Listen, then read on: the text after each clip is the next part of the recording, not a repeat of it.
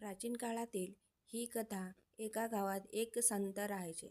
एक दिवस मध्यरात्री कोणीतरी त्यांचे दार वाजवले. दार उघडले तर त्यांचा एक शिष्य बाहेर उभा होता आणि त्यांच्या हातात धनाने भरलेली पिशवी होती. हे दृश्य पाहून संत थोडे अवाक झाले. शिष्याने त्यांना प्रथम प्रणाम केला आणि म्हणाला की, गुरुजी, मला हे धन आताच दान करायचे आहे. यावर संत म्हणाले, तू हे धन सकाळीही दान करू शकत होतो. एवढ्या रात्री येथे येण्याची काय गरज होती?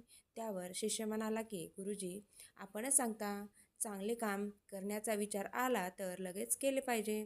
नंतर आपले मन बदलू शकते. त्यामुळे मी विचार केला की जर मी आताच गेलो नाही तर सकाळपर्यंत माझ्या मनात वाईट विचार येऊन निर्णय बदलू शकतो.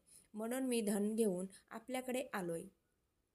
शिष्याचे विचार ऐकून संतांनी त्याला आलिंगन दिले आणि म्हटले की जर प्रत्येक व्यक्तीने या गोष्टीचा आयुष्यात स्वीकार केला तर तो कधीच वाईट काम करू शकत नाही. त्या व्यक्तीला आयुष्यात कधीच अपयश येणार नाही. तर अशा प्रकारे आपल्याला या कथेच्या माध्यमातून चांगली गोष्ट लगेच केली पाहिजे असा सारांश भेटतो.